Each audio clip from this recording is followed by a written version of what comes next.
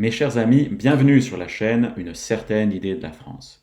Je vous propose aujourd'hui une vidéo un peu particulière puisqu'elle n'aura pas trait directement à l'histoire ni aux institutions, mais nous allons voir les fragilités de l'industrie stratégique française au travers de l'exemple d'Alstom. Commençons par une présentation brève de la société. Alstom naît en 1928 du rapprochement de Thomson Houston et de la Société alsacienne de construction mécanique. D'où son nom, la fusion Alsace et Thomson. Au fil des ans, le groupe acquiert un savoir-faire envié dans les domaines les plus divers. Le transport ferroviaire mais aussi maritime avec les chantiers navals, la transmission et la distribution d'électricité et surtout l'énergie avec la construction de centrales thermiques innovantes, de centrales hydroélectriques et éoliennes et les turbines et alternateurs équipant les centrales nucléaires, les 58 centrales françaises et un tiers des centrales nucléaires dans le monde, ainsi que les moteurs des sous-marins et porte-avions français sont équipés par Alstom. Ce secteur énergie revêt donc une importance stratégique pour la France. Ici, un bijou technologique mis au point par Alstom, la turbine géante Arabelle, construite à Belfort pour équiper les fameux réacteurs nucléaires EPR. Malgré tous ses succès, l'entreprise connaît aussi des difficultés, notamment avec ses turbines à gaz qu'elle avait rachetées en 1999. Du fait de ces problèmes techniques, les coûts sont très élevés et la société se retrouve en 2003 au bord du dépôt de bilan. Elle recherche alors désespérément des capitaux. L'État monte alors au capital à hauteur de 21% et remplace le PDG par un nouveau directeur, Patrick Cron, un polytechnicien. La Commission européenne, elle, exige d'importantes cessions pour avaliser cette opération, si bien qu'à l'issue de ce programme, l'effectif du groupe est divisé par deux. En 2006, Bouygues rachète les parts détenues par l'État, mais souhaite les revendre 6 ans plus tard et le fait discrètement savoir au secrétaire général adjoint de l'Élysée, un certain Emmanuel Macron.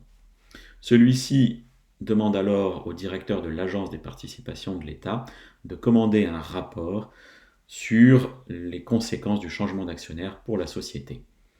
Mais le ministre de l'économie Arnaud Montebourg n'est absolument pas tenu informé de ces éléments. Voilà, après avoir brièvement présenté la société Alstom, un mot sur la manière dont ces entreprises chargées de construire des centrales électriques obtiennent des contrats à l'étranger. Il leur est généralement impossible, dans certains pays, d'obtenir ces contrats sans avoir recours à la corruption.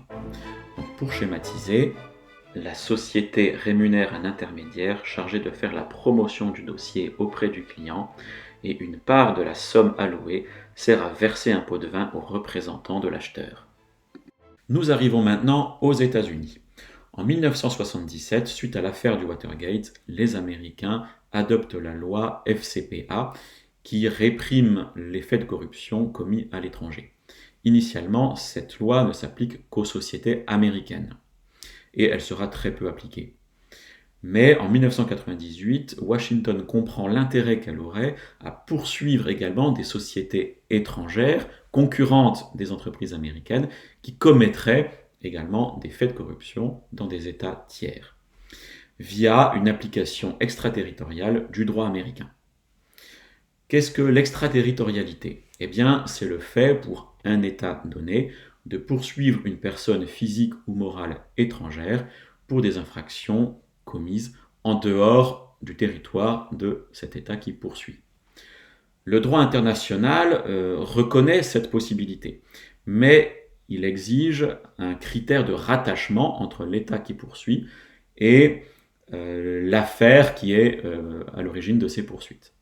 Généralement, la nationalité d'une victime sert de base à des poursuites extraterritoriales, c'est-à-dire que la justice américaine poursuivra une personne étrangère si l'une des victimes est américaine.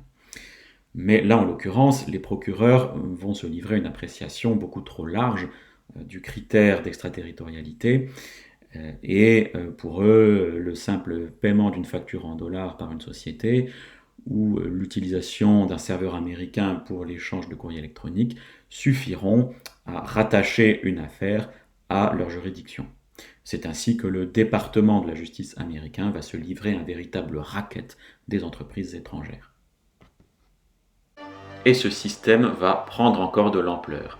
Le risque terroriste suite aux attentats du 11 septembre 2001 justifie une surveillance mondiale généralisée aux yeux du gouvernement fédéral. Le Patriot Act autorise les agences américaines CIA, FBI et NSA à espionner les communications téléphoniques et emails envoyées dans le monde entier. Les nouvelles technologies vont ensuite démultiplier l'efficacité de ce dispositif de surveillance généralisée. Par exemple, le logiciel Prism va permettre de scanner toutes les conversations téléphoniques dans le monde entier pour sélectionner celles qui ont un intérêt particulier pour ces agences de surveillance américaines. On comprend bien que si ces méthodes sont très efficaces dans la lutte antiterroriste, elles le sont tout autant dans la lutte contre la corruption. Aussi, le Trésor américain va pouvoir améliorer considérablement son efficacité dans le recouvrement d'amendes au titre de la loi FCPA. Ce montant s'élève à seulement 10 millions de dollars en 2004 et va augmenter considérablement pour atteindre 2,7 milliards de dollars annuels dès 2016. Essentiellement, ce sont les entreprises étrangères non américaines qui font l'objet des poursuites, évidemment. Revenons à la France. Elle a ratifié en 2000 une convention internationale de lutte contre la corruption. Ces entreprises doivent donc s'y conformer. Et la société Alstom élabore donc un règlement interne pour lutter officiellement contre la corruption, tout en se laissant la possibilité d'y avoir recours, au moins officieusement. En conséquence, tous les hauts cadres du groupe sont passibles de poursuites par le Doge. C'est alors qu'entre en jeu Frédéric Pierucci. C'est un cadre dirigeant de la société Alstom suffisamment gradé pour être impliqué dans des affaires de corruption. Mais ce n'est pas lui qui décidera seul de l'avenir de l'entreprise. Et ce n'est pas par hasard qu'il a été ciblé. En effet, le 14 avril 2013, il est arrêté à New York et jeté en prison pour avoir vendu une centrale thermique à l'Indonésie en 2003. Son crime, avoir été l'une des nombreuses personnalités impliquées dans un montage de corruption déguisé. En fait, le Doge surveillait Alstom depuis des années et avait même introduit une taupe dans l'entreprise. Généralement, les sociétés poursuivies au titre de cette loi FCPA acceptent de collaborer avec la justice américaine, acceptent de payer une amende modérée, acceptent la présence d'un contrôleur américain en leur sein, ce qui obère évidemment leur capacité d'action, et il n'y a pas d'incarcération de personnes physiques. Mais dans le cas d'Alstom, le PDG Patrick Cron avait refusé de collaborer loyalement avec le Doge. Et celui-ci va le faire payer à Pierucci. Le Français comprend très vite en prison qu'il n'a d'autre choix que de reconnaître ses torts. Et il accepte alors la procédure de plaider coupable contre 6 mois de prison. Mais coup de théâtre, à l'issue de ces 6 mois, il n'est toujours pas libéré et les enchères montent à 10 mois d'incarcération. L'affaire entre alors dans une nouvelle dimension. Le 24 avril 2014, le PDG Cron annonce à la surprise générale la cession du secteur énergie au géant américain General Electric. Dans sa prison, Pierucci comprend alors qu'il n'a été que l'otage de la vente forcée d'un secteur industriel clé. Ce n'est qu'après 14 mois de détention que le Français est enfin libéré, mais seulement provisoirement. En effet, le juge n'a pas encore statué sur son plaidé coupable. Et bien plus tard, il sera effectivement condamné au total à 30 mois d'incarcération. Il devra donc retourner aux États-Unis pour purger sa peine. Donc il y a une procédure contre la personne de Frédéric Pierucci, mais il y en a une autre contre la société Alstom, et encore d'autres contre d'autres cadres de la société. Et en analysant la chronologie des événements dans chacune de ces procédures, on s'apercevra qu'il y a une connivence entre les juges d'un côté et la société General Electric de l'autre pour forcer l'entreprise française à la vente de son secteur énergie.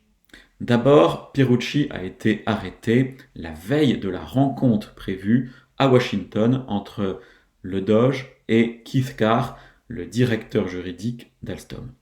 Ce Keith Carr était parfaitement au fait des affaires de corruption d'Alstom et il était beaucoup plus susceptible que Pierucci d'être incarcéré et d'être condamné lourdement. Il s'agissait donc pour les procureurs de montrer à ce directeur juridique nous avons arrêté et nous avons mis en prison votre collègue Pierucci, donc attention, on vous surveille, on a des éléments contre vous, vous devez collaborer pleinement. Ensuite, deuxième arrestation, celle de Hoskins. C'est le patron d'Alstom Asie et il a été arrêté précisément la veille de l'annonce par le PDG Patrick Cron de la cession, à un moment où Cron était à Chicago sur le sol américain, donc à portée de main du FBI. Là encore, cette arrestation de Hoskins vient mettre une pression énorme sur le PDG Cron pour lui dire attention, si vous n'annoncez pas effectivement la cession du secteur énergie, on a les moyens, vous aussi, de vous mettre en prison. Nous n'avons là que des présomptions par rapport à la connivence entre les juges et General Electric, mais nous avançons vers la vérité. Dès lors que les dirigeants d'Alstom consentent à céder le secteur énergie à GE, il reste encore 3 étapes avant la pleine validation de ce processus. D'abord, il faut l'accord des actionnaires. Leur assemblée générale est prévue le 19 décembre 2014, au cours de laquelle, effectivement, ils valideront le plan. Opportunément, la signature du plaidé coupable d'Alstom, dans lequel Patrick Cron reconnaît explicitement les faits de corruption, a lieu 3 jours plus tard, le 22. Évidemment, si les actionnaires avaient été informés de ces faits, ils auraient sans doute refusé la validation du plan. Ensuite, il faut l'accord du gouvernement. En effet, celui-ci pourrait bloquer la vente par décret. Là, c'est une débauche de conseils et communications qui persuade facilement le ministre de l'économie Macron ainsi que l'opinion publique. Alstom aura consenti 262 millions d'euros en conseils pour cette opération. GE en a dépensé sans doute autant. Enfin, il faut l'accord de la fameuse Commission européenne qui donnera son verdict le 2 novembre 2015. La partie n'est pas gagnée pour GE, mais qu'à cela ne tienne, la juge américaine reporte la validation du plaidé coupable d'Alstom au 13 novembre. De cette façon, Cron sait qu'il devra être persuasif face à la Commission, sous peine de voir l'amende gonflée pour Alstom et peut-être même des poursuites contre sa propre personne. La justice américaine a vu juste, l'opération est avalisée par les 28. En dehors de ces éléments chronologiques, d'autres faits et témoignages sont accablants contre les Américains. D'abord, ils n'en sont pas à leur coup d'essai. Alstom est la 5e entreprise à avoir été achetée par GE alors qu'elle était affaiblie par une procédure FCPA. Ensuite, l'un des avocats chargés de la négociation de la cession a reconnu que GE avait connaissance de tous les documents colligés par le Doge concernant Alstom. Le jeu concerté entre la justice et le géant américain est établi. Rappelons à ce sujet que de nombreux conseils de GE sont des anciens du Doge. Il leur est donc facile d'obtenir des informations auprès de leurs anciens collègues. Ajoutons encore que les sociétés américaines partenaires de GE n'ont jamais été inquiétées par la justice, y compris dans le secteur pétrolier, là où la corruption est généralisée. Enfin, GE avait proposé, pour amadouer le gouvernement français, de payer l'amende à la place d'Alstom, sans en connaître le montant d'ailleurs.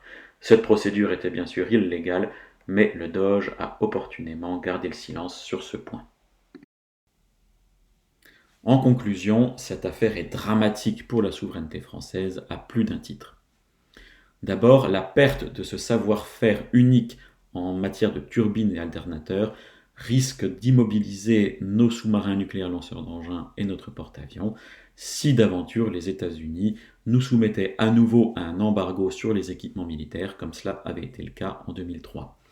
C'est alors notre crédibilité en matière de force de dissuasion nucléaire qui serait amoindrie. Ensuite, nous devenons vulnérables au chantage exercé par General Electric qui abuse de sa situation de monopole.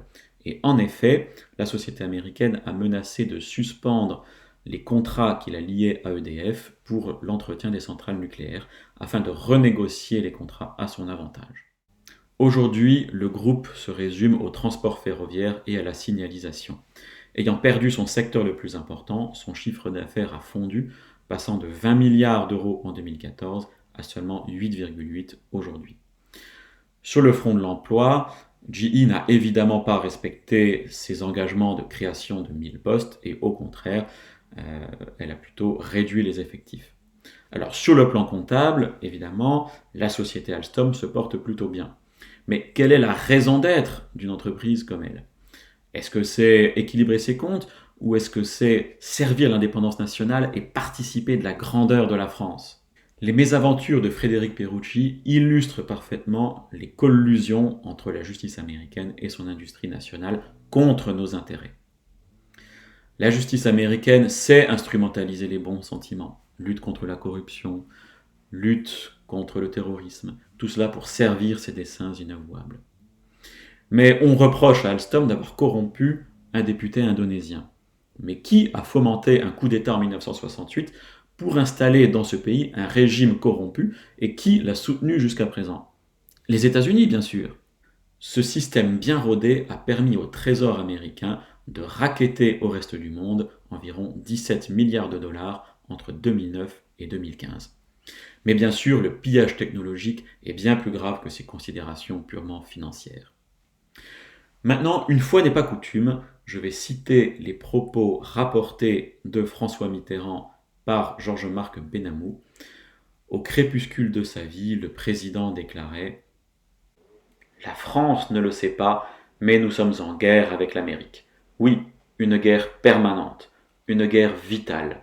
Leur propagande, les manipulations, leurs mensonges. » Avant de terminer, je voulais absolument faire la promotion du livre de Frédéric Pierucci, coécrit avec Mathieu Aron, journaliste, Le piège américain, aux éditions Lattès. L'auteur y livre les détails de l'affaire Alstom, ainsi que son vécu personnel douloureux et ses souffrances. C'est un livre écrit comme un roman d'espionnage, il est plein de suspense, passionnant, c'est une lecture indispensable.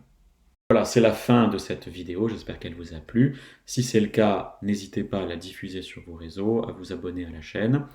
Nous verrons ultérieurement les différentes stratégies possibles pour que la France recouvre de son indépendance industrielle. Je vous dis donc à bientôt, vive la France et vive l'industrie française.